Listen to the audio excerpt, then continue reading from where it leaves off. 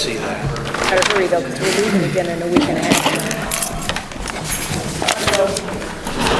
Good evening. I'll call the meeting of Bennington Select Board Monday, July 9th to order. Bennington Firehouse at 6 p.m. Will you please stand for the Pledge of Allegiance? Jason, will you lead us tonight, please? I pledge allegiance to the flag of the United States of America and to the republic for which it stands, one nation, under God, indivisible, with liberty and justice for all. Thank you. Next item on the agenda is the minutes from June 25th. I'll move they be accepted as printed. I'll second that. Okay. Any discussion on the minutes? If not, all in favor? We were all here, were we? Okay. That's unanimous. Next item are the warrants. And we'll start with Chris, you tonight. No, sir. Justin? I have nothing, Joe. Jim? Yeah, I've got a few. On page 1, I think it's item number 1545, Advantage Promotion, $1,003 for pins. Which Which page one? Page 1. Okay. It's dated 6/28/12. Okay, yes. Was page 1 of 4 or 1 of 5? 1 of 4. 1 of 4. 1 of 4. The date is in the upper left-hand corner. Michelle, correct me if I'm wrong, but that was for the employee recognition pins in the order several thousand, yeah. I'm sorry, Michelle, for how long? The next 3 years. Okay, thank you. And then on page 1 of the second page of warrant, or group of warrants,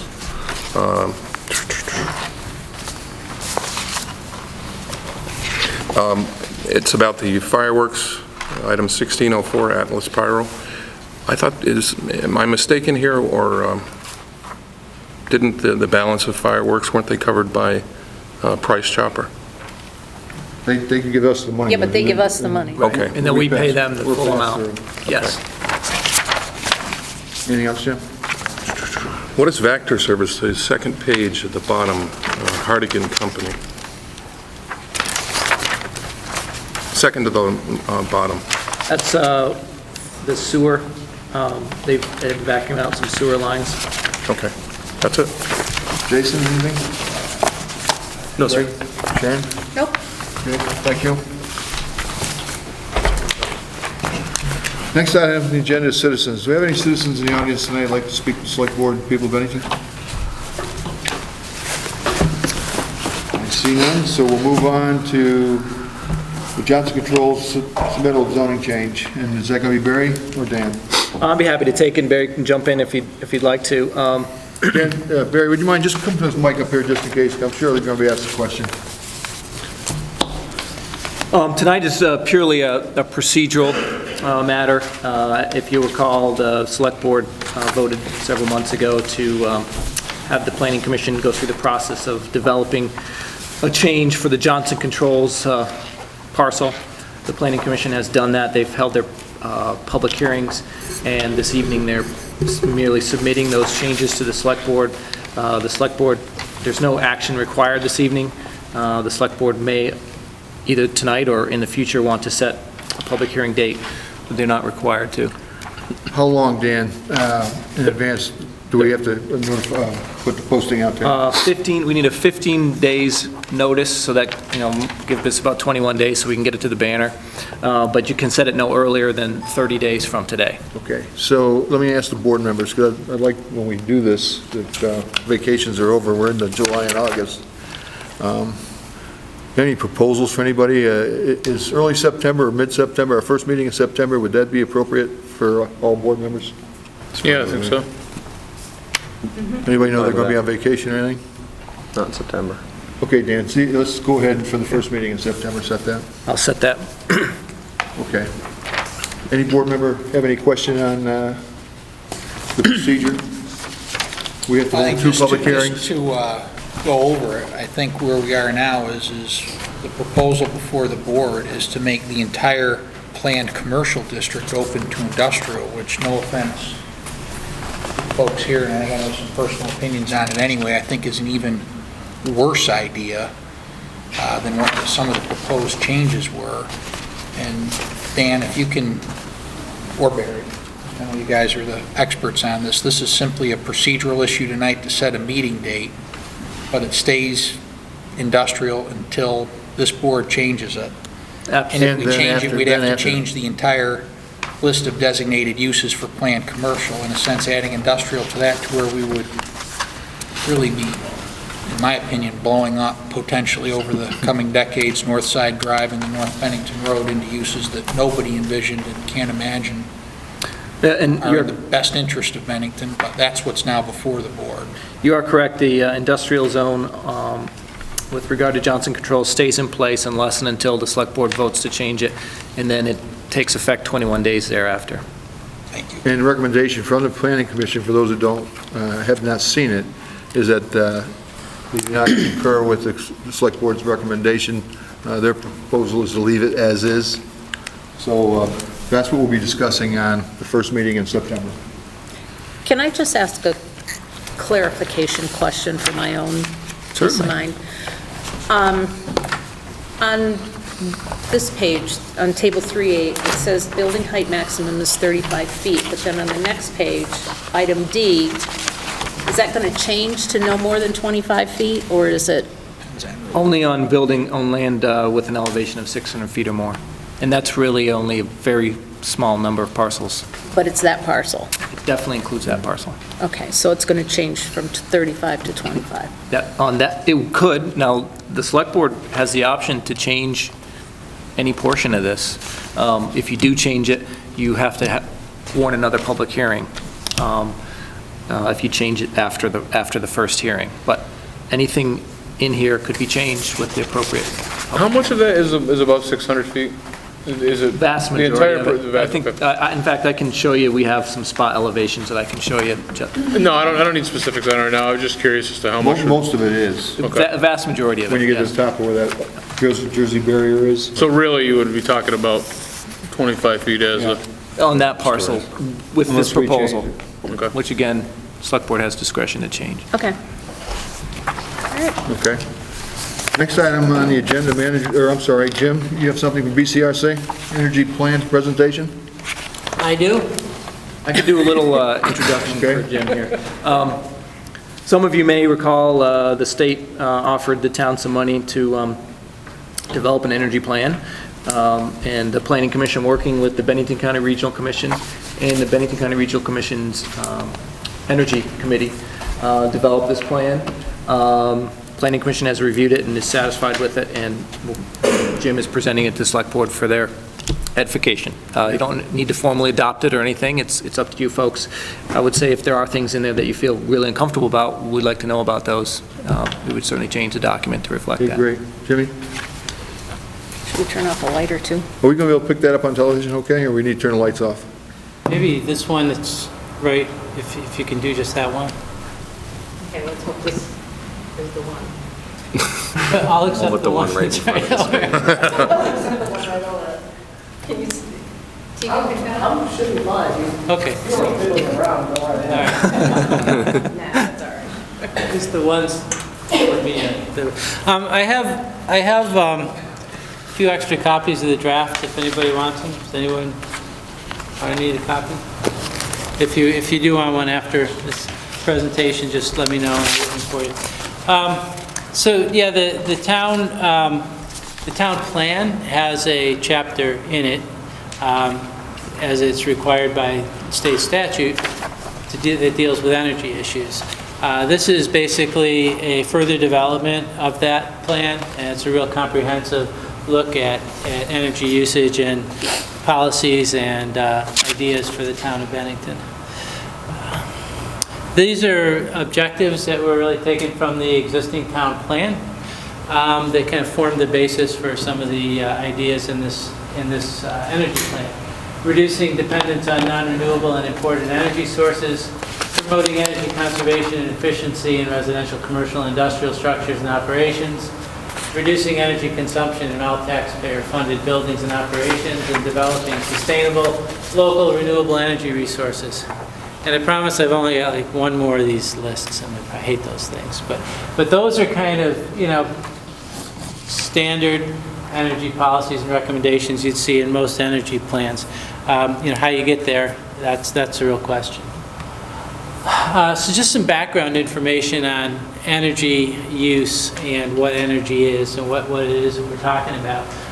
This is relatively how much energy is used by different sectors in the state of Vermont, taken from most recent data available, I think, a couple of years ago. You can see residential, commercial, industrial, transportation sectors represented. You could break those down into subsectors. The transportation sector currently is the biggest energy user. It's passed a couple of the other sectors in the last few years, and we'll go into that in a little bit more detail. But next to transportation, moving stuff around, residential use is the biggest use. That's heating homes and providing electricity in residential applications. Then this is my catch-all "What is energy?" slide. These are different sources of energy that we typically use. All the ones above this line with the sun in the middle ultimately derive from solar energy. These oil, coal, natural gas are solar energy that's been locked up and stored and concentrated over the course of several hundred million years. Solar, wind, biomass, hydro, those are all things that are powered by the sun today, basically, and they're available to us on a so-called renewable basis. And these are so-called non-renewable, in that, what we have is what we have, and we're not really making enough more of it to make much difference. So below the line, we've got things that are not strictly derived from solar energy, nuclear energy, tidal, which is gravity-based energy, and geothermal, which is energy that comes from within the Earth itself. So, what do we use of those different energy sources? What is the most important? What are the biggest ones to us? This is just one slide, one example of a lot of information on that subject, just to kind of show you that oil is tremendously important to us right now. It has been for a long time. It will be for some time to come. This is from the 2010 census. 81% of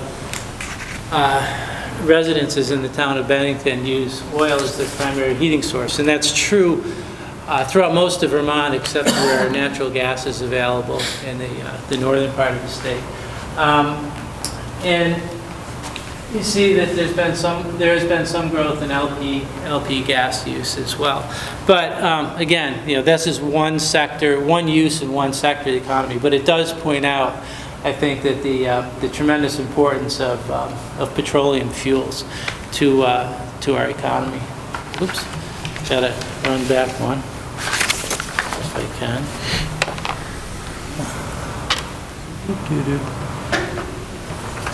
This is a fun one. This is a graph that shows basically how our production, worldwide production of oil and gas has flowed over the last little less than a century. We've seen this really tremendous growth in the use of oil, gas from various sources. We're kind of up at the top of this graph right now in the energy equivalents of billions of barrels of oil produced a year. These are different gradations. I mean, this is conventional oil, conventional natural gas, and we're starting to see more use of natural gas right now, and we're kind of peaked in the amount of oil that we're using at the present time. And looking forward, I just want to point out that this curve at the top is how much we've increased our use in these fuels over time. The area underneath represents the total amount of those resources that have been or are available to us. So basically, looking here, this is the stuff that we've used, and from here on, all this area is the stuff that's still available to us to use. So there's still a tremendous amount of oil and gas reserves available, but the real challenge that we're facing now is that our ability to continue to increase production is kind of starting to level out in the face of increasing demand. So The only, a lot of people draw different conclusions from this model, but the models, pretty much all of them are consistent in the fact that we're not going to be able to continually produce new oil and gas at an increasing rate over time, given that we have a finite supply of those resources. So the one big conclusion, I guess, that you have to draw from this is over time, there'll be ups and downs in the costs of oil, gas, and other fossil fuel reserves. But over time, the net trend is going to be up just because of supply and demand considerations. Now we're going to get into a lot of data stuff, and I'll go through it pretty quickly. You can ask questions now or later if you'd like, but this is part of the inventory that we did to kind of get a handle on how much energy is currently being used within the town of Bennington and what the cost of those expenditures on energy are. This is in the residential sector. You said that was a pretty big chunk of that pie. The amount that's used, and we looked at single-family, two-family, multifamily, mobile homes. We looked at the number of residential units in Bennington, the breakdown and the type of fuel that they use, again, using census data, and then came up with some pretty reasonable estimates, I think, on the use of oil, gas, wood, and electricity, both for heat and for powering all the home appliances, TVs, refrigerators, you name it. So oil, as you can see, is a big one because it's a primary source of heat for our homes. But they're all pretty significant, including electricity. When you add them all together, you come up with about $23 million a year that's spent on energy in the residential sector just within the town of Bennington. Big amount of money, and the question is, what can we do to conserve energy, to save folks a little bit of money? Is remember, every dollar that people don't spend on imported energy is money that they have available to spend on other things in the local economy. So there's various things that can be done, and the plan goes into them in some detail, some ideas. One is when you're looking at homes themselves, existing homes, was close to 7,000, over 6,000 homes in Bennington. There's a lot of things you can do to weatherize homes. Jason? This isn't a question, but this is just a comment I'll make for the record because it's a comment I hear a lot, and I think I know where you're going with this. The town of Bennington, in fact, discourages people, in my opinion, sometimes from updating and weatherizing their home because we have to pull permits, which in and of themselves are rather expensive, and they don't, frankly, add a lot to the revenue side of our town budget when you look at that on an annual basis. It invites the town listers into the home to basically up the assessment and therefore up the tax that a taxpayer has to pay on an annual basis on their property, both of which have the opposite effect of what you're saying. I think the points you're going to make are valid. We should be encouraging people. The comment is more for my fellow board members and for the town government as a whole, that if we are truly going to encourage people to go down the common sense behavior of being energy efficient and trying to conserve on top of that, but to do work on their homes that requires the permitting process, which can be expensive, and then the after event, which is the increased taxes, we should be aware of that. Well, let me ask my question to Dan, because I'm confused, Jason, by your comment. If I want to put 18-inch insulation in my attic, do I need to come and get a permit? No permits required for insulation, no. Okay. If you want to, but if you want to reside your house, if you want to replace windows, if you want to do a lot of that work, particularly in some districts, you are going to pull. In some districts, yep, most districts, siding and windows do not require a permit, but in the downtown design review You are district, going to yes. put on an addition with energy efficiency. Yes. You are going to pull a permit. Absolutely, that's correct. My point is, if the town's going to encourage this better behavior in the grand scheme of things, beware, and let's not penalize people with higher taxes for the right behavior. Or if the behavior's true, let's change the behavior, let's change the policy. And the next question, Dan, and you may not be able to answer it, do our listers or our assessors go in and increase the value of a home for somebody that insulates their home or replaces windows? No. If they pull a permit if a permit is required, they will go look at that improvement, but they don't go in unless a permit is pulled, and permits are not pulled for those. Okay, but if it's pulled, do they take and raise the assessment for new windows and? I'd have to ask John, but I don't believe. I'm a let's former clarify. lister. Okay. And no, that's really not a defining factor. On a new addition, it's the overall condition, how much money was spent, but by and large, the single greatest factor in the amount of taxes that are assessed on a property, believe it or not, are the number of spigots and sinks.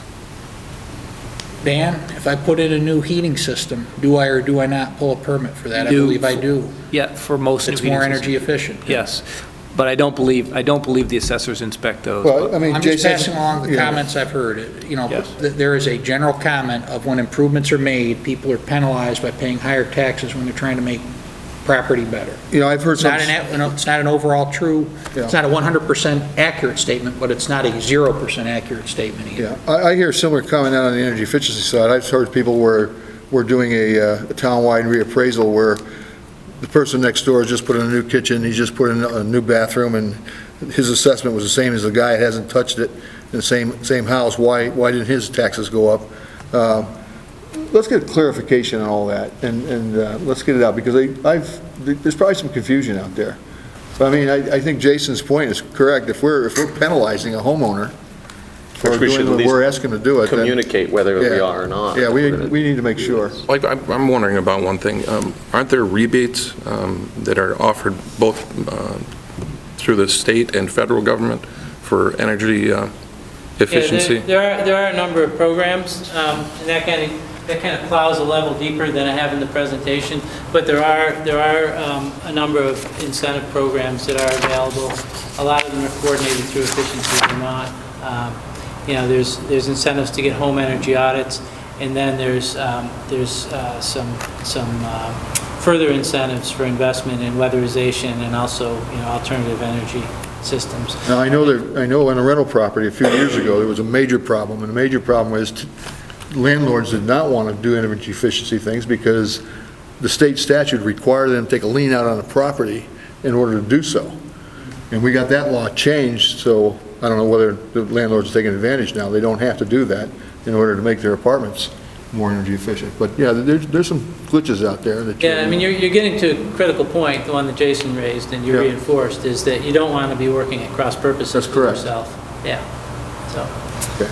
And you know, for new construction, there's a new residential building energy standards STAR? that are mandatory now. Is that the STAR program?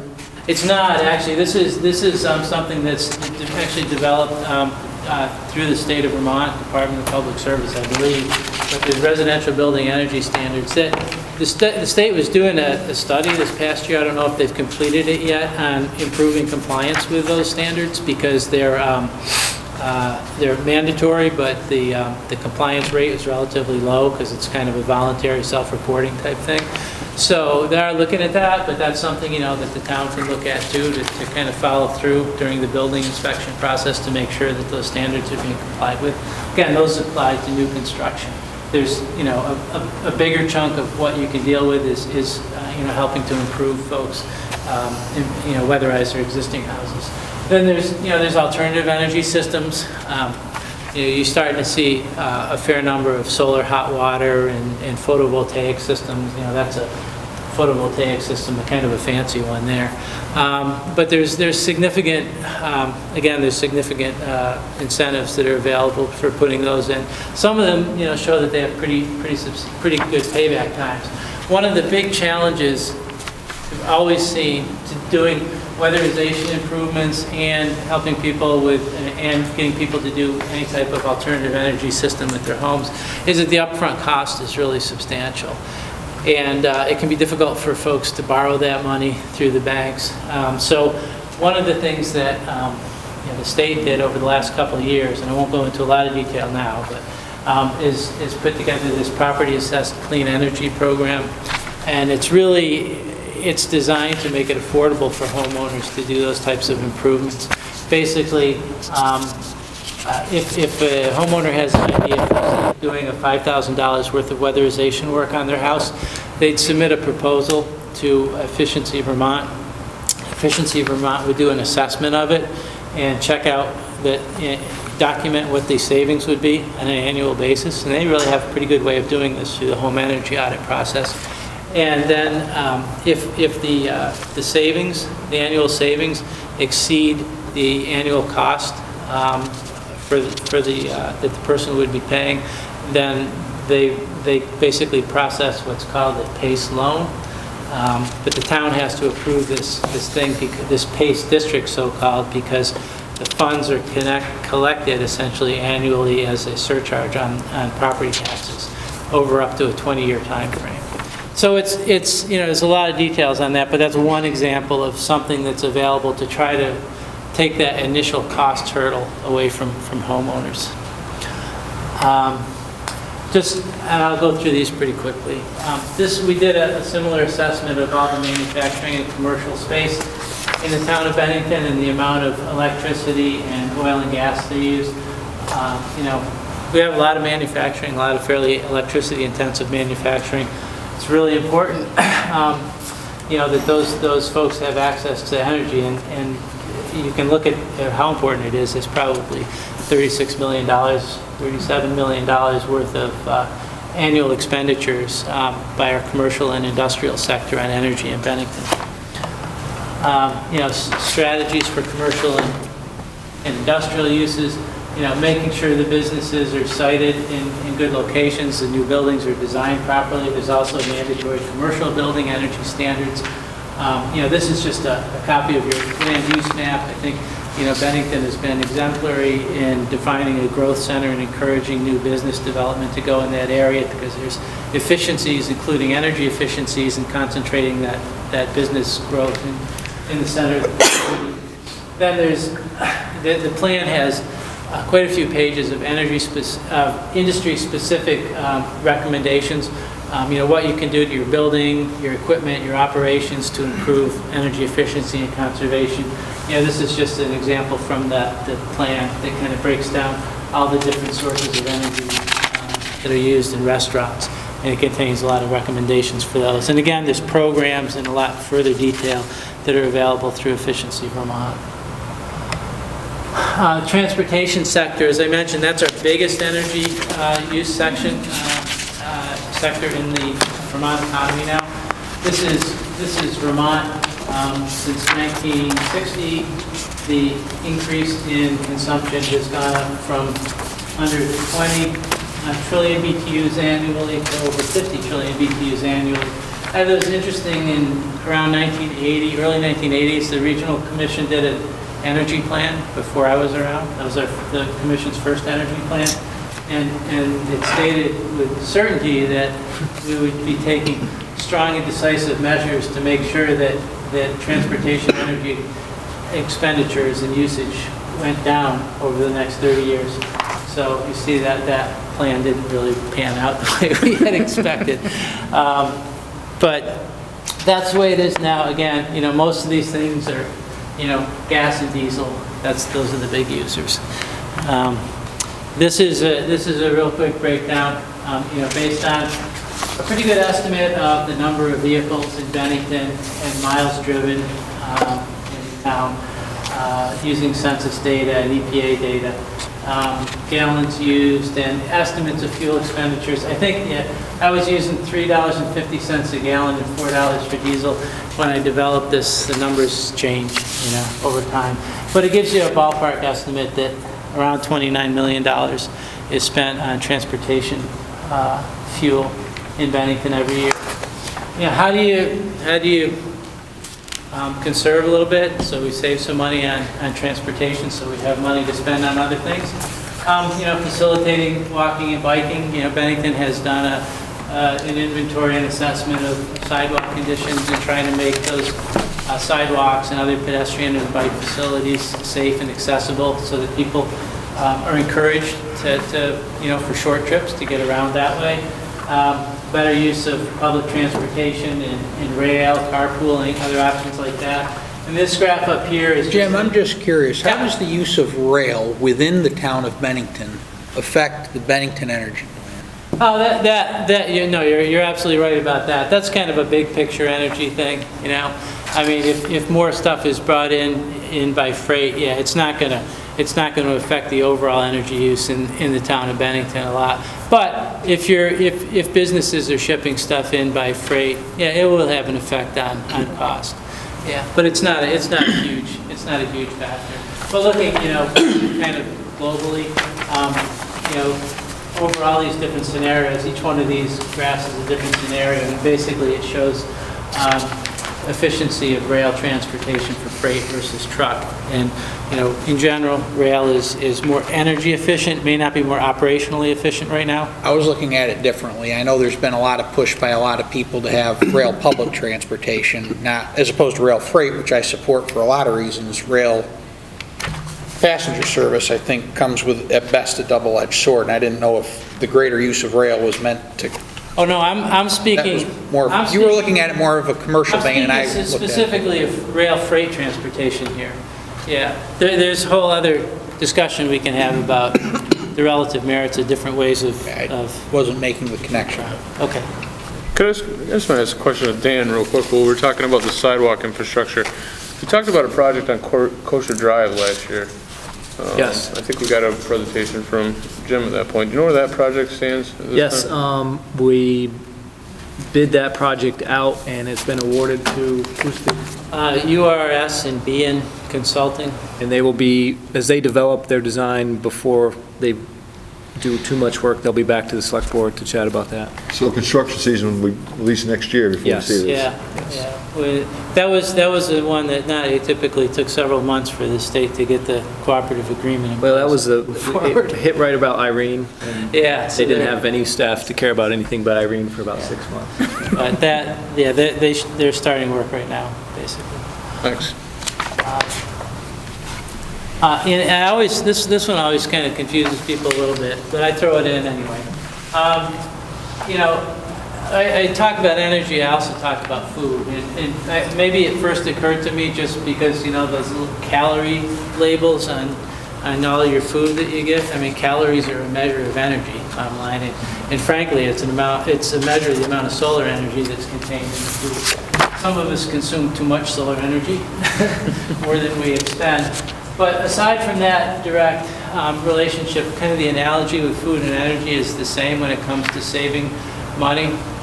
If we can find a way to reduce some of the money that we export to purchase food, and we currently spend in Bennington close to $50 million a year, assuming that Bennington spends per capita about the same as the rest of the state. That's, again, if we can produce some more food locally and consume food locally, that's saving money just in the same way as conserving energy is saving money. And it's also worth noting, I think, that since most of our food, the great majority of it comes from hundreds, if not thousands of miles away, we actually use about 3 million gallons of petroleum to produce and transport the food that comes into Bennington to feed our local population. So anything we can do, to support our local food systems and local food businesses is going to have a significant effect on cost savings in the community. This one, I don't know, maybe you guys are interested in parsing through this in a lot more detail when you look at the plan, but we looked at we didn't look at all the municipal buildings and all the municipal infrastructure, but we looked at a lot for which there's data available. These are a number of the municipally owned buildings, looking at the buildings and associated infrastructure. This building, the old blacksmith shop where BBC is, police station, recreation center, town offices, etc. All told, between oil, propane, and electricity, the town spends around $600,000 a year on those things. The report kind of points out interesting aspects about a lot of those different facilities. The wastewater plants, the biggest user, it's just expensive operationally because of all the electricity that's involved. Some of the things that really stood out, the police station is, on a per square foot basis, a real energy hog, and that's kind of the inherent in the design and some of the problems that are in the building. That's why the feds gave it away. Yeah, I mean, there's a lot of issues there, and there's some real challenges, but That's definitely a big one. The recreation center uses a lot of propane because they have a big swimming pool there, so they heat the pool. So- Jim, later in the report, you talk about hydro, and I'm going to ask you more questions about that, but don't you also mention that there is now a generator at the, Yeah. So Yeah, is that displacing some of that cost, or is that cost subtracted from this?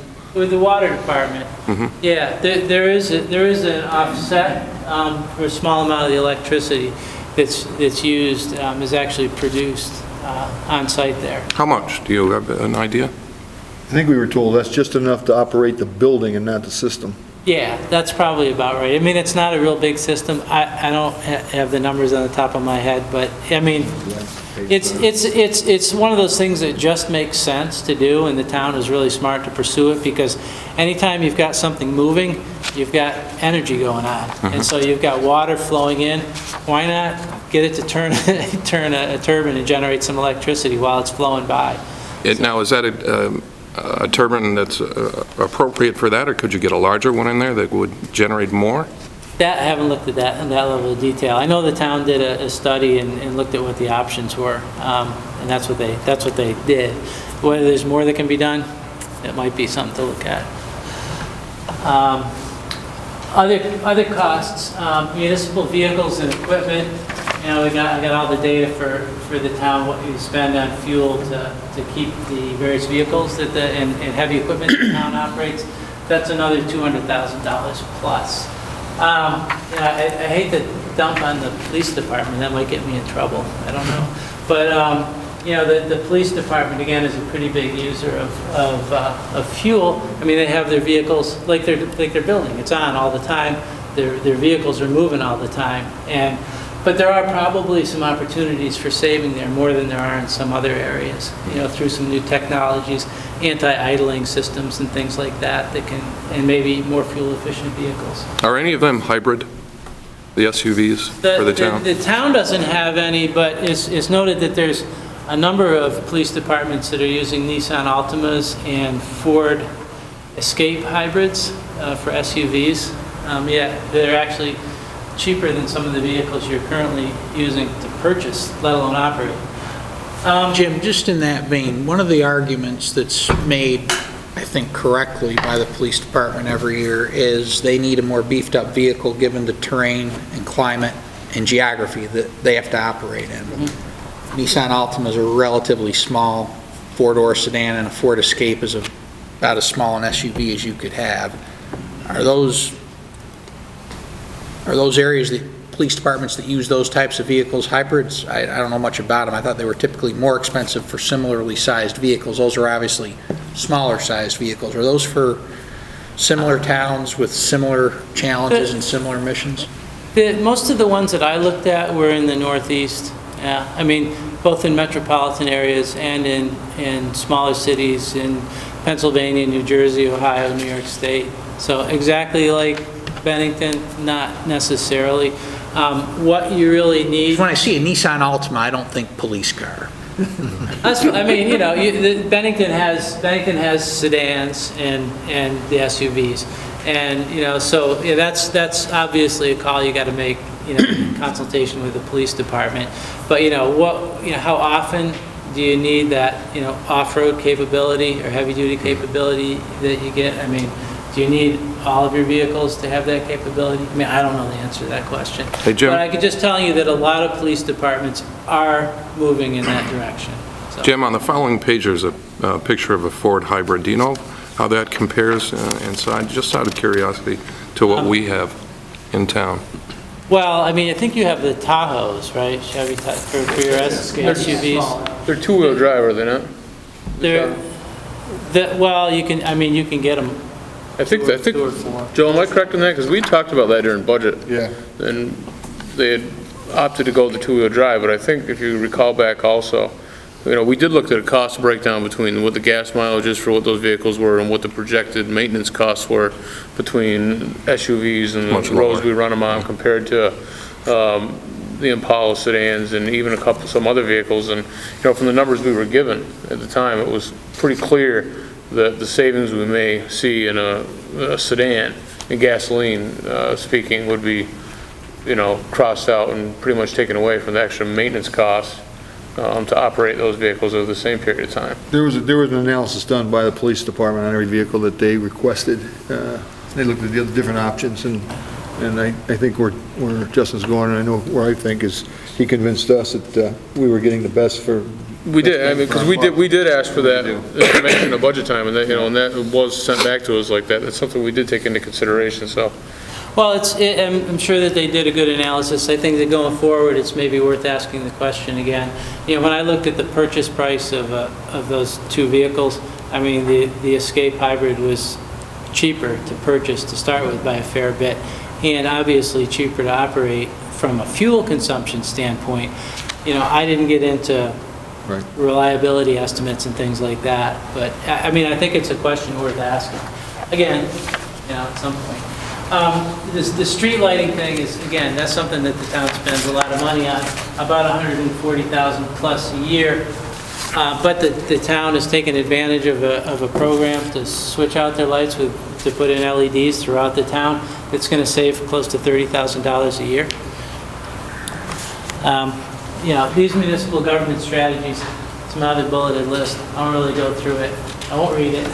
But, there's opportunities to continue to look at municipal buildings with Efficiency Vermont and other experts trying to figure out, cost-effective energy-saving measures that you can do. Then there's things like looking at the rec center and saying, is there a way to offset some of that propane cost with solar hot water? Then there's kind of the longer term things like some towns like Montpelier or Brattleboro are looking at with small district heating systems in the center of town that can actually generate electricity too. Again, kind of like if the right opportunity comes along and the right funding source, again, more fuel efficient. Just whenever you purchase a vehicle, obviously you look at the cost, you look at the maintenance, but one of the factors you need to look at is energy efficiency too. And publicize that streetlight program and try to get private businesses that have exterior lighting to look at LED lights too and say, hey, look how much money the town is saving, you can save. Let me ask Dan, does DRB ask that question on let's say when Carbone came in? I know they did go that way. But if they didn't, do we ask, have they considered it? We don't often do that, but I will tell you that almost every large project that's come through has worked with Efficiency Vermont before they even get to the DRB to develop the most efficient lighting they can. People are very sensitive to that now just because of the cost of electricity. Yeah, I mean, it just makes sense for them, it's an awareness and education thing. But before we move to this one, if you can click back one. I think I can do that. Yeah. I know it's mentioned in the small print of the report, but it's not one of those bullet points that would get attention. Simple conservation, lower the thermostat, wear a sweater. No. I mean, I'm thinking, and if a certain person is watching tonight, hopefully they're laughing while they're watching, but, I mean, the thermostats in town buildings are absurd sometimes in the wintertime. They are. Simple lowering, we don't need to be at 72 degrees. We can get away with 65 and wear a sweater, in my opinion. Right, I mean, you're absolutely right for town buildings and just buildings in general, homes, businesses, municipal buildings. I said that the most cost-effective energy conservation tool we have is probably a good wool sweater. It really is. But yeah, those types of day-to-day activity type things. I mean, making sure that electric appliances, computers, lights are turned off when they're not being used. Just trying to limit the amount of energy you use on a day-to-day basis, just in how you conduct your lives and how you conduct your business. Just those operational things, without spending a lot of money on new stuff, is probably has more potential to save money. You're absolutely right. We looked at all the energy expenditures in all the public schools in town. Again, between heating and electricity costs, we're looking at over $800,000 in those items. I just highlighted a couple things I thought was really interesting. The middle school and the high school are, relative to the elementary schools, I believe it's 1.6 to 2.5 times as energy efficient from a space heating perspective as any of the elementary schools, especially Bennington Elementary.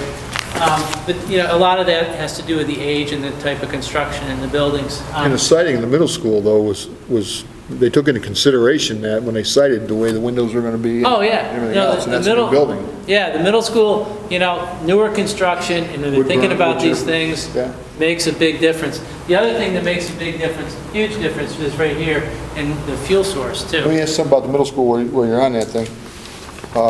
Do they have a Met Tower there? Are they looking to go win? I was told they had a Met Tower up there to evaluate. No, they've got a small turbine there, but I don't know, I really don't know. That was a project from the engineering class of the CDC at one point in time. They put it up there to actually evaluate what could be done. Yeah. But they ended up having issues with the turbine, and it just ended up being one of those things that never went as far as it should have. I mean, that was a That's what small that one. I mean, that's probably not a bad site, you No, know, I wouldn't think it would be, yeah. for viability for that. You know, but frankly, the fact that they heat with wood chips, that it really makes a big difference in cost, and significantly lower cost. And then you know, other big institutional users, and just one example is that I believe the largest single user of energy in Bennington is probably one of our most important facilities too, Southwest Vermont Healthcare's campus. And we got all their energy usage information. We've actually been kind of working with them on an ongoing basis.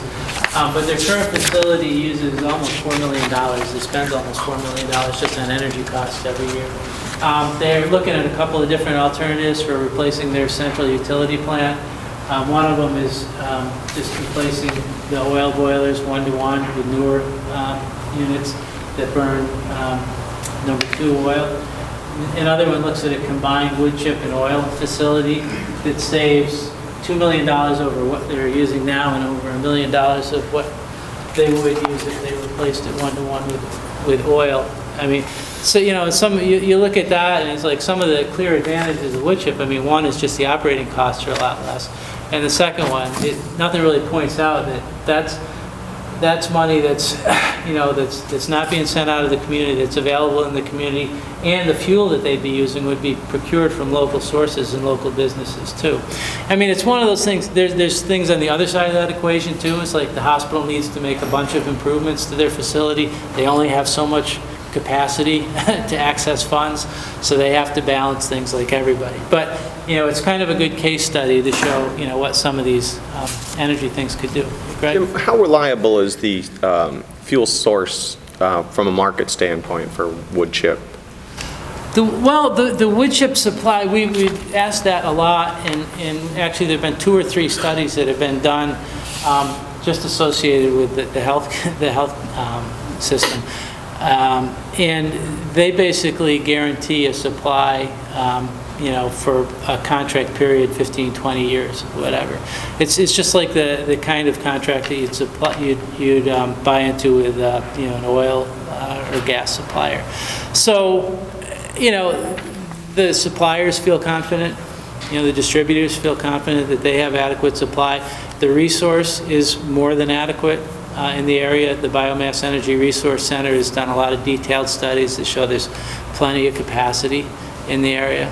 You know, so it's one of those things where it's like, yeah, are there potentially questions about wood chip supply? Yeah, maybe. Are there questions about supply of oil in the future? Probably even more so. So, you know, how do you want to cover your bets on that one? Schools and institutions strategies. You know, the schools have done a lot of work with the school energy management program. You know, talking to the facilities directors at the schools, I have to say that they've really been on top of things. They've done a lot of lighting upgrades and equipment upgrades, and they're really doing what they can. They're very conscious about this. And, you know, as we said, that, you know, the hospital is kind of going through a process right now trying to figure out what is going to work best for them. So this is the summary slide, if you will. on all these different sectors, and I threw in the colleges too, Bennington College and Southern Vermont College. We got energy use data from both of those. And if you lump it all together, you come up with about $96 million plus, and I think that's probably a fairly conservative estimate of money that's spent on energy in the town of Bennington every year. And if you throw in expenditures on food, which I like to do, you get up to $146 million on food and energy, different forms of energy, which is obviously a lot of money. Then this is just real quick, and I know you might have a question about some of this, but what about the whole renewable energy thing? We hear a lot about hydroelectric and commercial wind towers and biomass energy systems like the one they proposed down in Powell. What are the real opportunities in Bennington? Certainly biomass heating and cogeneration is a real opportunity. We have access to a tremendous amount of energy resource in the form of biomass, like wood. We're surrounded by it. There's a lot of it, and there's a lot of potential for different applications, especially in institutional and area-wide heating. Hydroelectric, the town has some existing dam sites in the town in North Bennington and in nearby communities like Pownell that used to generate electricity, and they can generate electricity again. This site, the paper mill site, is actually pretty close to being through the permitting process. After how many years? After how many years and how many owners? It's taken a long time, Joe. 3 owners that I know. It's taken a long time. It's been a process, and I mean. How about the guy from Pownell? How long did it take him? He hasn't got it yet. No, he's this close. Well, there's a fellow in Pownell who's doing kind of a small in-stream generation thing on his own property that's like a 60 Power kilowatt 60 system or homes. something like Yeah. that. That's different. And he's Right. gotten through that fairly quickly in the grand scheme of things. This issue has been a struggle because there's a lot I've been of working on it 10 years myself. Yeah, I mean, Joe knows it intimately. I mean, a lot of the paradigm is set up that dams are bad, we got to remove dams, and so kind of all the permitting and regulatory systems that were in place were not set up to deal with starting to use them again. How many homes is that projected to provide energy for?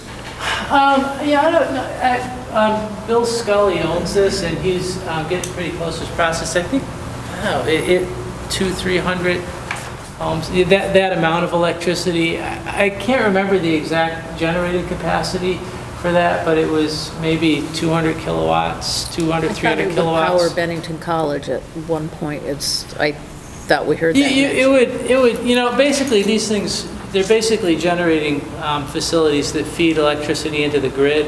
It'll be net metering. It's Yeah. going to the grid. Yeah. So it offsets electricity, kind of, rather than directly generating electricity for a particular use. Before I came over tonight, I looked up the average cost for the Vermonter to provide electricity to their home, and it's about $100 a month. So that's going to generate how much per month? About? That's 100 times 400? that's a good question. I'm going to run through the math in my head, but I mean, yeah, it would thousands of dollars worth of benefit.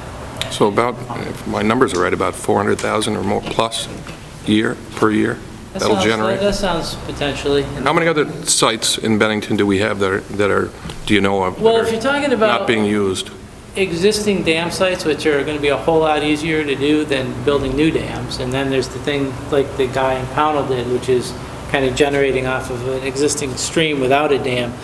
That's hard. I don't have any measurements of that, but there's a few dams in Bennington along Parent Creek that are smaller than this one. There's a dam in North Pownell on the Hoosick River that's considerably bigger than this one. But of all the sites in the area, we're probably a little less than 2 megawatts of generating capacity for all the small hydro in the area. In the research that I've done over the past several months, there are several towns in Massachusetts that municipalities who tap their local hydro resources, and they use that to pay down people's property taxes. Yeah, I mean, there's definitely benefits, and I mean, just displacing some of that electricity that's purchased from outside can have a big effect. Even if you're talking about you know, 1, 2, 3, 4%, you know, I mean, it can make a significant difference in the amount of money that you've got available for other investments in the community.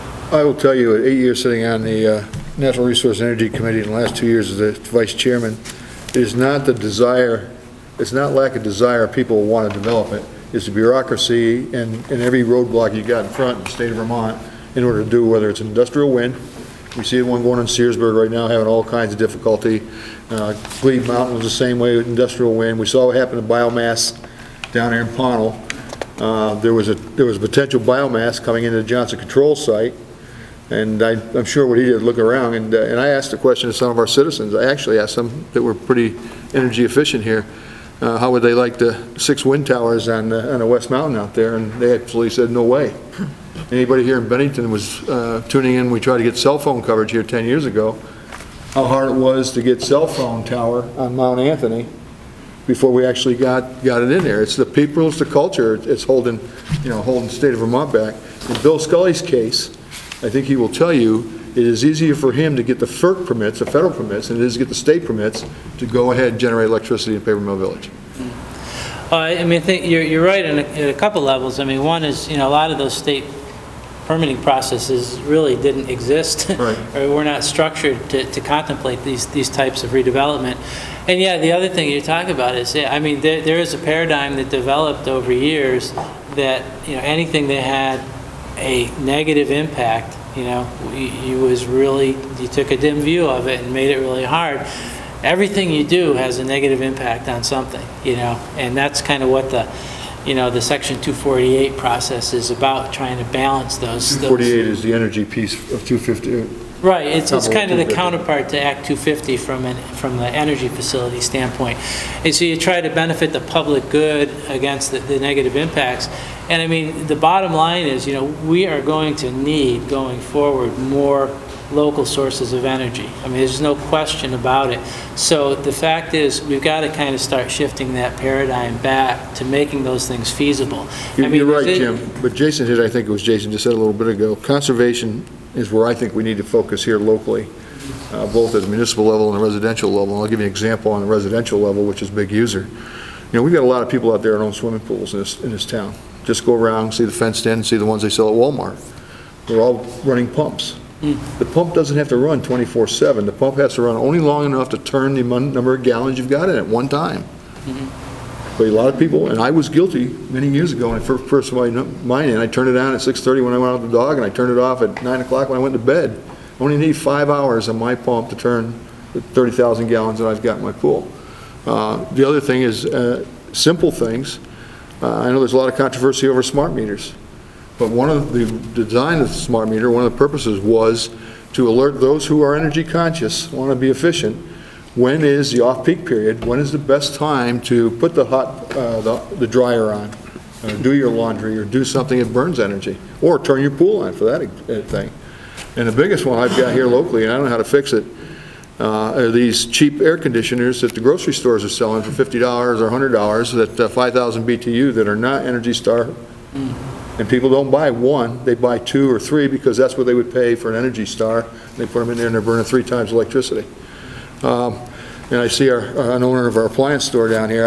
I will tell you, I'd be curious to know how many, when she delivers a new energy efficiency refrigerator to a home, how many functional old refrigerators does she take back? I'll bet you they go to the garage or they go to the cellar and they're plugged in for the 4th of July picnic, put the potato salad in or put the beer in. Yeah, and no, stays in all year long.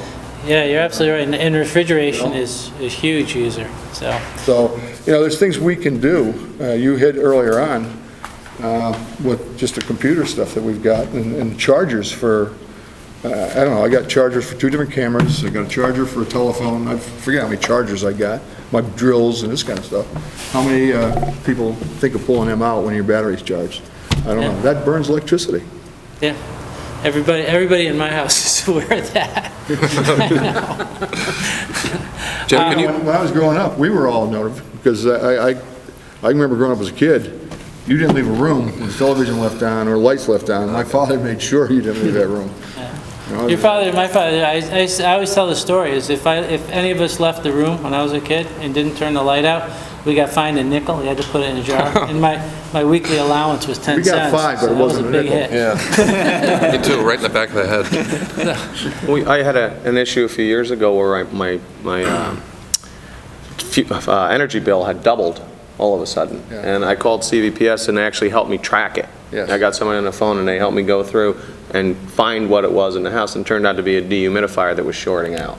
And it literally doubled my energy cost 2 months in a row, and it was like... Yeah, no, I mean, those types of things are huge. And I mean, the education, awareness, really encouraging people when they're gonna, purchase a new appliance to think about the long-term cost, not just the purchase price, but think about the fact that buying the Energy Star rated appliance is going to actually save them a lot of money over a fairly short time period. There's some great projects going on in Bennington too, though. I mean, the geothermals, we've got one now at the State Office Building on Main Street. We've got one on the State Office Building out on North Street. We just completed the one at the Veterans Home. I tracked the one at the Veterans Home.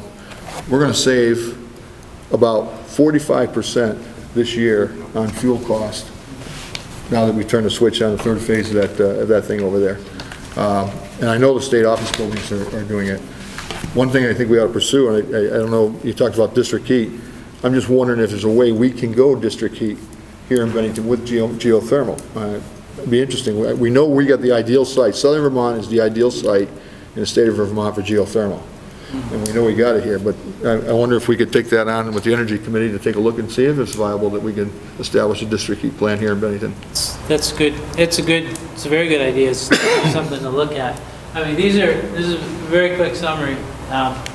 Review the recommendations at the end of the plan. There's, I think, about 28 of them broken up into maybe 7 different sections.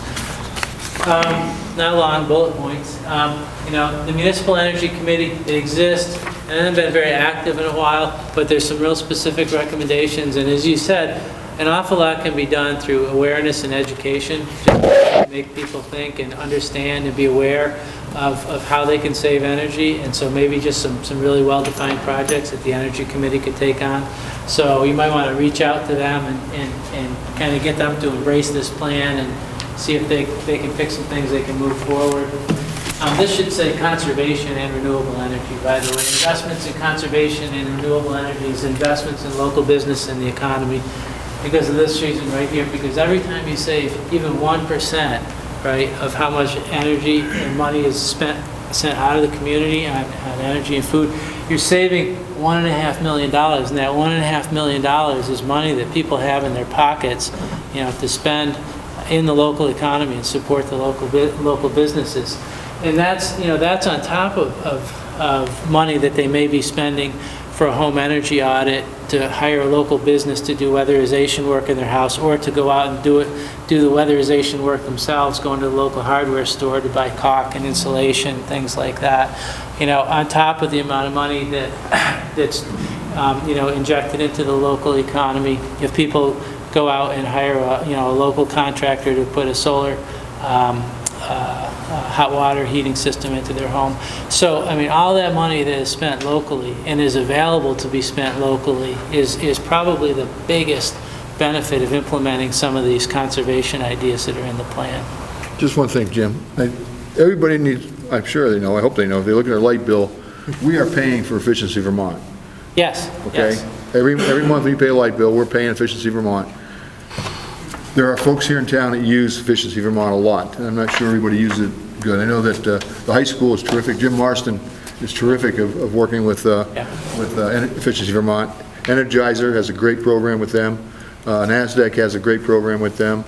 I know we've had them here in the town, but Bennington College has a huge project going on there now. It's one of 3 colleges in the state of Vermont. I forget the name of this program they're in, but they're going to go total efficiency up there. They got a plan at, let's see, that, Green Mountain College, and I think one other one up north, it might be Castleton, are all partnering in this. They're replacing windows, doors, insulation, energy efficiency all through there. So there's a lot, and plus the geothermal projects that's gone here. So generally we're doing a good job, but I just get frustrated, and I go back to my 8 years in the legislature when I look at these town surveys that went out, 85% of everybody in Vermont wants renewable energy until you want to put it in your backyard, then you don't want it. And we just got to accept the fact, we got to change our mindset on this stuff, or do without some of the things we've got right now, and that's the choices. Yeah, I mean, I do think you're right. I mean, I think lifestyle changes is a big part of it too. You know, I think if we work on some of these, educational awareness programs, I do think it can have a really big effect on folks and helping them save money, really, which is what everybody can respond to, and it also, improves our energy security going forward. But standing to the petroleum supply too, I mean, when you have to also consider how many things we use day to day that are made with petroleum products, or that are petroleum products. So it's not just a matter of energy. When you start to see all the products that we use day to day, plastics, vinyls, things like that, start to go up. It makes sense to use energy that's more suited than petroleum where appropriate to keep those supplies. You're absolutely right. I mean, and so that goes back to the local thing. I mean, if you can use things that are made from local products, that aren't using petroleum, then yeah, you're definitely going to step up, because again, it's kind of a double investment in the local economy. Any other board members have any comments they want to make? Jim, thanks. Good presentation. And thanks to the Energy Committee for the work they put into this thing. Yep. Thank you. Nice job. Okay, the next item is the manager's report. Danny? Okay, a few informational items I'd be happy to answer any questions about, and a couple of late-breaking action items as well. If there are no questions about the informational items, I'll go right to an action item. And I see Mike is here this evening, Mike Bethel. Everybody seen Mike's memo? Yeah. And Mike is just asking for formal board approval to conduct this event. I guess the only thing I would note about the proposal is it does have a start time, but not an ending time, and certainly I propose that be 8 o'clock like the last event, if the board felt comfortable with that. I have a question for Mike about that. Maybe this is a small point, but Mike, you've done a very good job, in my opinion, articulating what you think are your ideas for this. And I think if you talk to 100 people, some would say it wouldn't be 100 to 1 or 100 to 0 one way, it wouldn't be 0 to 100 another, but what is the point of having your attorney send us this? From Paul Gillis, we get an email from you signed by Paul Gillis requesting a July 20th? I don't have a computer, and I don't have a secretary, so. So all Paul is just transmitting this to us. Okay. All right, well, that answers the question. You do want it, so. I did not attend. I'm told it was successful Friday night.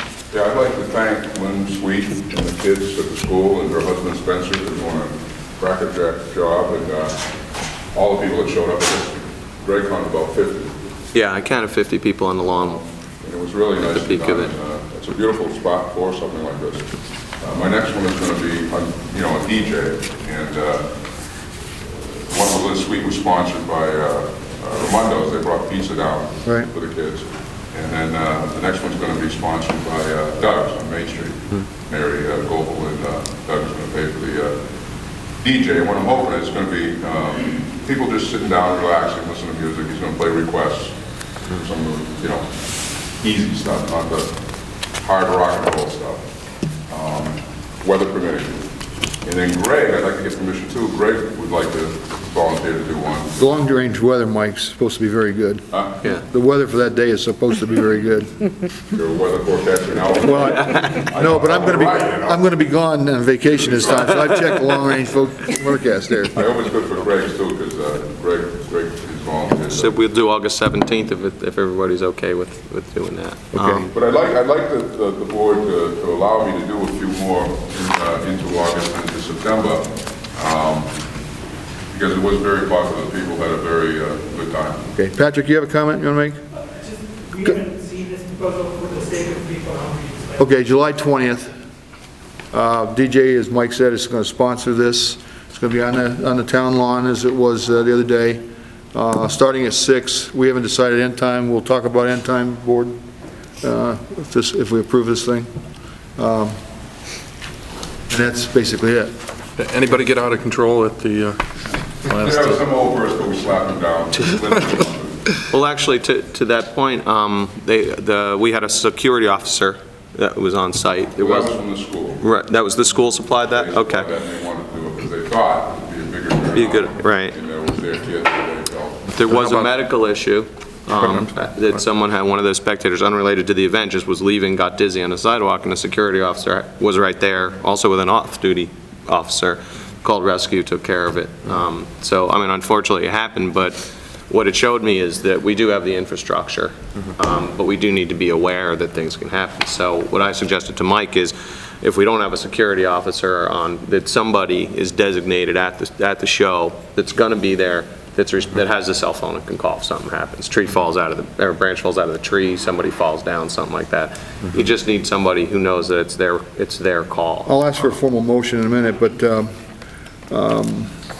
time-wise, what's the board's feeling on end time? What time did the last one go, Mike? Well, Stu, in talking to Stu, he said it could run over to 8, 8:15, 8:30, depending on how you crowd. If you get a crowd towards the end, you don't want to cut right off. You know, you may not, you know, 8:30 is the max. What we used to do, the BBC shows, is we'd call at 8 o'clock and say, you got to be done by 8:30. You know, so if you get a late crowd, people are having a great time, they're in for, car show or whatever weekend it was, you don't want to just send them home, but gives you a chance to wind it down. Especially with DJ, it may take, it's the sound that's going to bring people in if anybody's walking around, it's not going to be people coming to see somebody perform. Right. So, It took about a half hour, 45 minutes for the full The crowd to build. crowd to build Yeah. it this past year. You were great, and the other people that came were great, that brought the folks. Yeah, there were a lot of people from the group homes in the area. It was a great event and the perfect backdrop. And So what I found from talking to Jackie Crew, who brought some kids, some people, that there's not a lot of free events for these people, for people to come down and just see. They kind of miss that. so we want to say 8, So no later than 8:30. 8:30, so we kind of stay with what we've done in the past? I think schedule it 6 to 8 and make sure 8:30 we're done. Make sure it's over Okay. with by 8:30. Any board member want to discuss this proposal? Can I have a motion? Yeah, in the section, it goes back to Stu's memo to us on the 24th. I mean, are those issues basically taken care of, the guide that was talked about between you and Stu? I know you thought it was too onerous and then didn't want to do it. Is that just now not an issue before we go forward?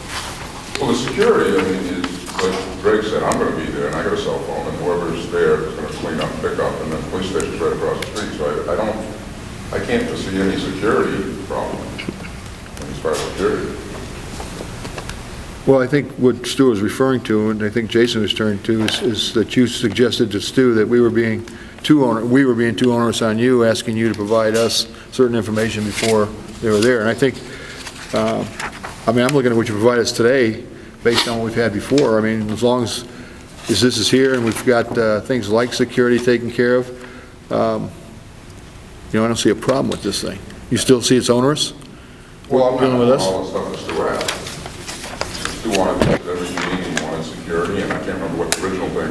I mean, Greg did a great list of suggesting things, which I think we followed most of them, didn't we, Greg? I mean, For the most part, I mean, that's the but he thing is, wanted me to have the bands, I forgot what the original thing was, it was just, well, the power turned out to be okay. I mean, he had a pretty significant system. He had a full PA system and a couple of guitar amps, and they had, they had a mixing board out on the sidewalk and stuff, and didn't seem to be a problem. So I think you'll be able to do anything you need to do with that power, so I'm satisfied with that.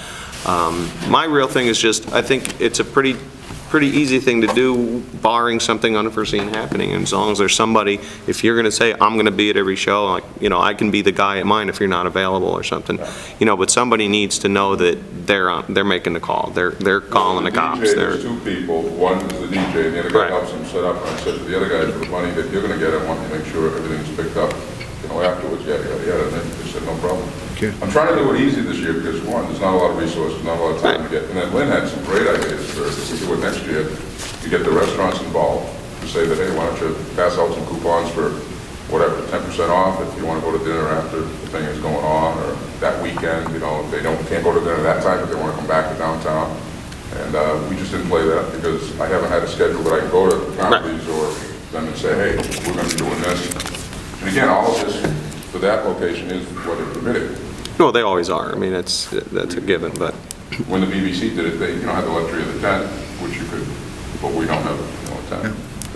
So Board, we have a proposal in front of us to allow this to happen on July 20th from 6 PM till 8 to 8:30.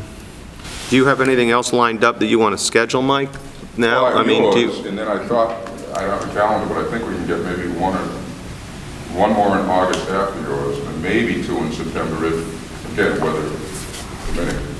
So these are the only two that would be scheduled, would be DJ Bryan, and then if I played on the That's 17th. right. You guys, yeah. Okay. Can I have a motion, please? Just for both, can we just take care of That's this what I'm one, asking. and Should do we one just with take Greg's care at of the those same for now time, and so see we're if going it's forward with the Let's same do those parameters? two. Okay. Can you give me a yes or no on the other ones, because I can't plan them, I can't plan them at the end of August. Do you want more of these, or do you not want more of these? Well, we're trying something different with the DJ. We got another band in. I think that, yours is proposed for what date, Greg?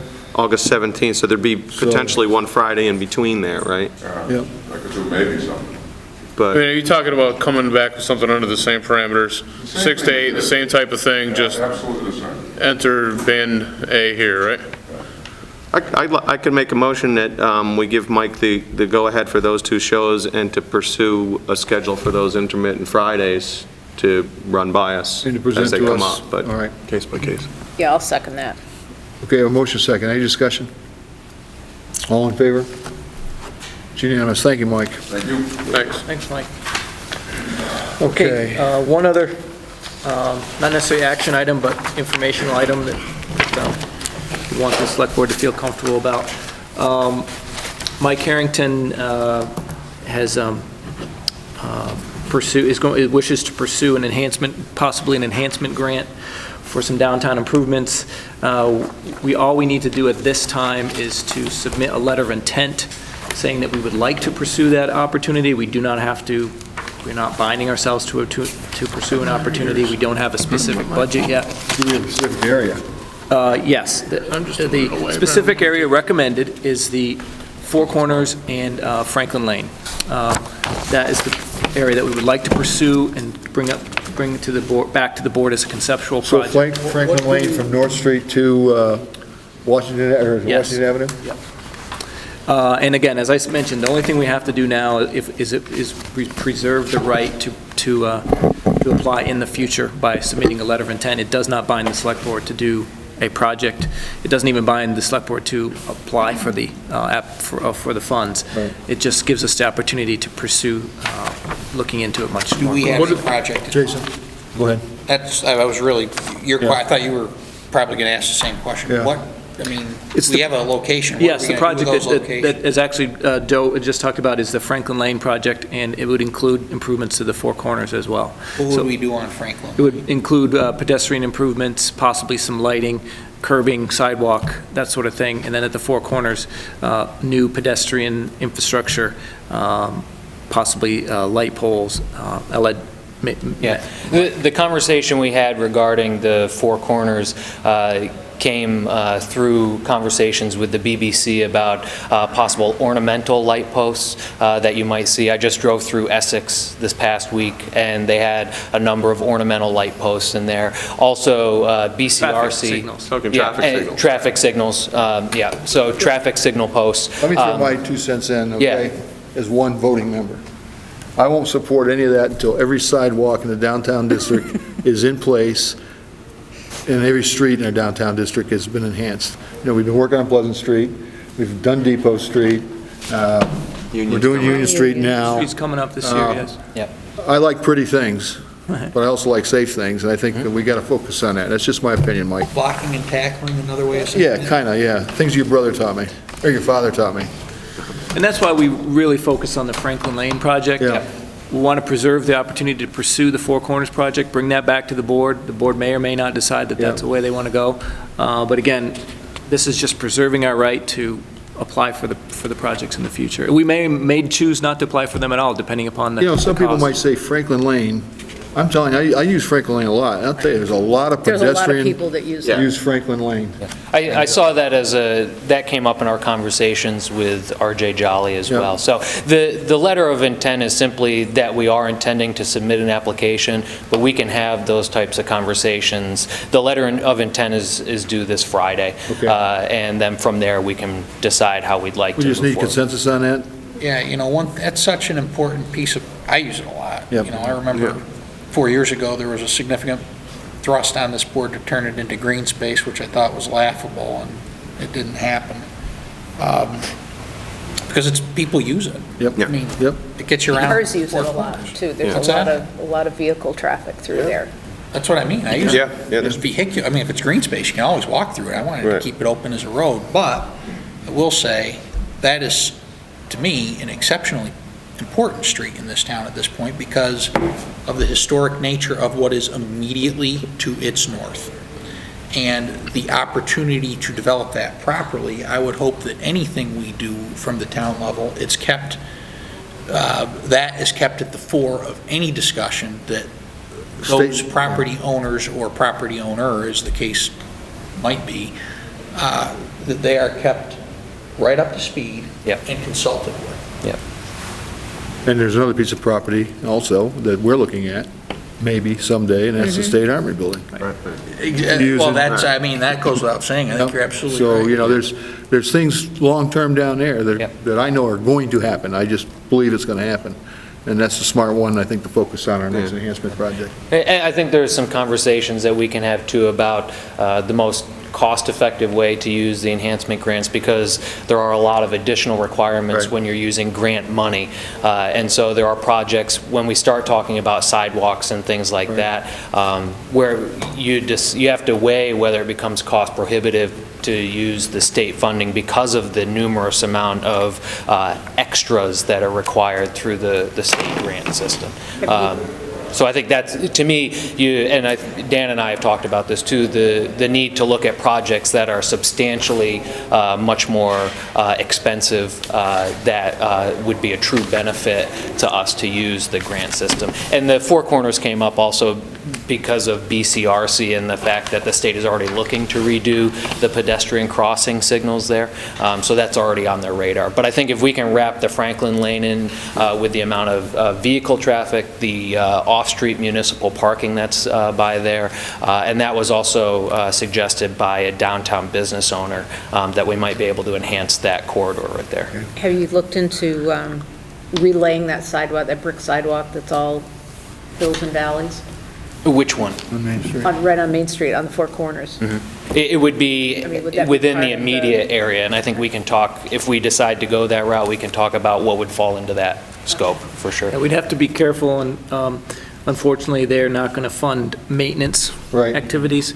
So, that may be part of the project that we take care of in overall scheme of things, but let's just, if you don't mind, if you give us an opportunity to bring a more detailed plan back to you. Well, I think right now, we can give them consensus, can we I not, think so, to yeah. move forward? At least put the letter of Put the letter in intent.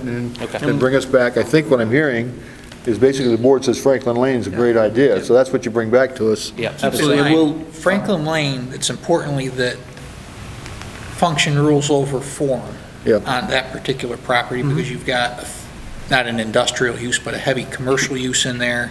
You've got condominiums in there that take deliveries. You've got the penny saver that takes, I mean, there's a lot of uses in there that. Yeah, the access a lot to the things we rear of can that do things to building. make it look nice, but coexist. keep in mind the uses. Yep. That's right. Yeah, that's a good Yeah, point. the Okay. rear access to that building is very important. Right.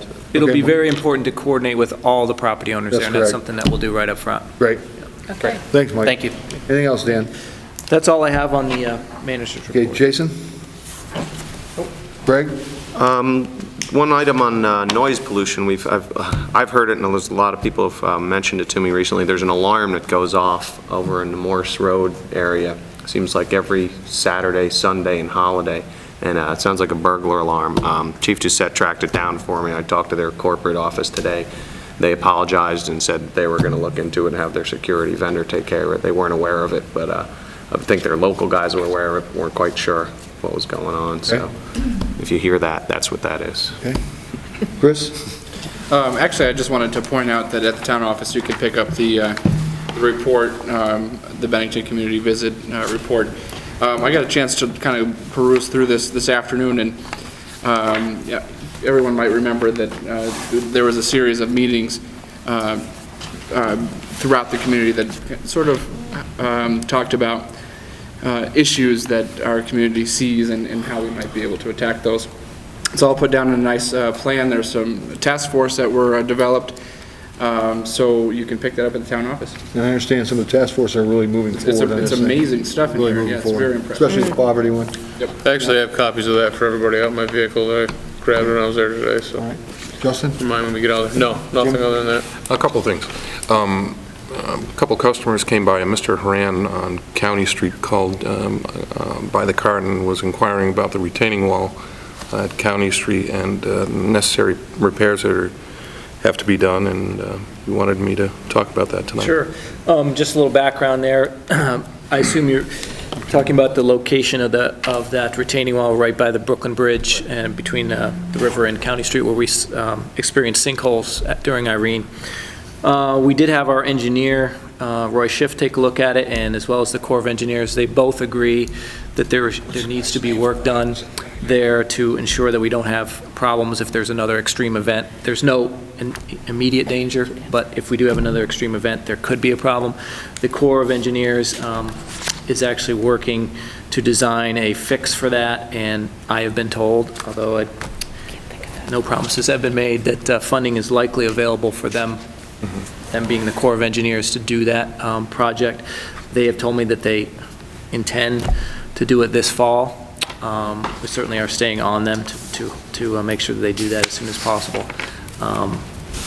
I can keep you updated on the progress of that. So certainly, we're prepared to do the fix, but if there's an opportunity for the Corps to pay for it, we're going to try to push them to make that happen sooner rather than later. Great.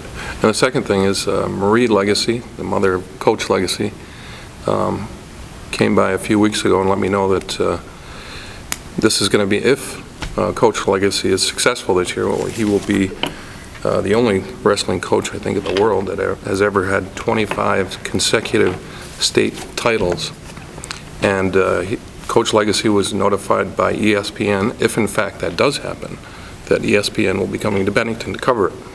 Mrs. Legacy went and spoke to the town manager about noting that number on the signs entering the town, and she informed me that there was an error. Can you I tell think me we what got a happened? little overly optimistic and assumed that he was going to win, and I think we still do assume he's going to win, but the signs indicate that he already has. So we'll take those down.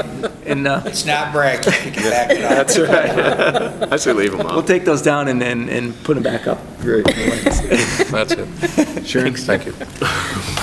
Just to mention that there is one of those community meetings on Thursday for the recreation community center work, and it's at the library from 5:30 to 7 on Thursday night. And that's it. A couple things. Dan, there's a traffic study going on now right there at the intersection on Northside Drive of Monument Plaza. We know what that's about? I don't know what that's about. Young ladies in bathing suits, McCollum cars. Well, you know what, they're Van Houten noticed They that were at today the too, Four and Corners apparently today. they're throughout the community, Okay. Not just there. So they're probably updating the AOT's Probably traffic counts. Traffic Okay. counts. They were at the Four Corners today. Yes, they're all around All the way up town. Northside Drive, all the way up. I just didn't know whether that had anything to do with the It's- permit on Monument Plaza. It does not, it's their, every so often, they update their traffic counts on different roads, and certainly they try to do the most heavily traveled roads more often, so you often see them Northside Drive and also at the Four Corners and other heavily traveled areas, so they will be updating their traffic counts. I think I'm going to congratulate the people of Bennington. Can understand that the roadside spot check conducted by the state police and the sheriffs and our local police, more than 300 cars stopped. No one was cited for driving under the influence over this holiday period. I think that's something noteworthy. I'm very sorry, Dan, that we didn't challenge you on the 4th of July by threatening rain, so you had to make a rain I'll tell you, decision. Manchester, they missed it, though, unfortunately, they had to Now delay. you had to, I'm going to take an opportunity, I see our executive director of RAC out there. how's our project on North Branch coming? When does that look like? Come on up, introduce yourself to the people. A lot of people know what's going on out there and a lot of activity. How's it looking? When do you think you see us? Thank you very much for the opportunity to let you know. As I think most of the folks know here, RAC started a development last year, 14 new affordable housing units on North Branch Street, coming toward a close now, coming toward the end of construction. The project also includes 12 rehabilitated units on Benmont Avenue.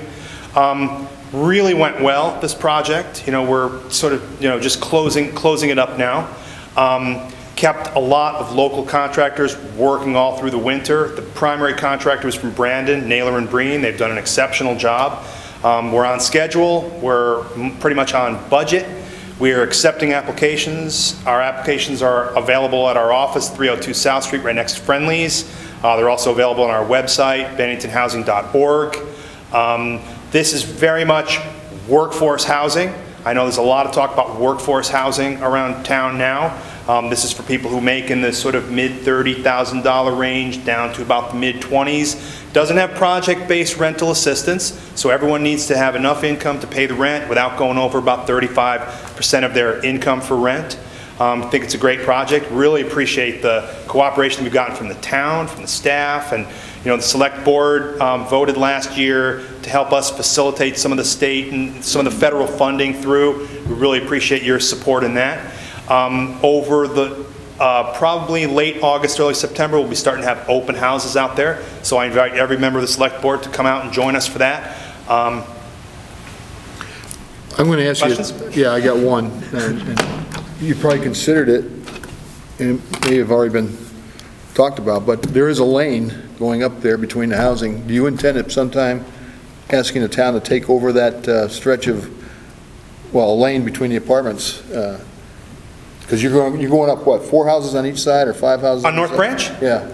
That our permit calls for that to be a private road that we maintain. Okay. And we appreciate the cooperation we've gotten from the town, but no, we plan to maintain that and plow it. And my question was because other developments have come to us after and said, hey, we want you to take that over, and we found out it didn't meet the requirements for us to accept those roads, and I just want to make sure that... We don't want to get a reputation for coming to you after the fact, after you've already proved something. Okay, well, I just want to make sure that we got all bases covered on that.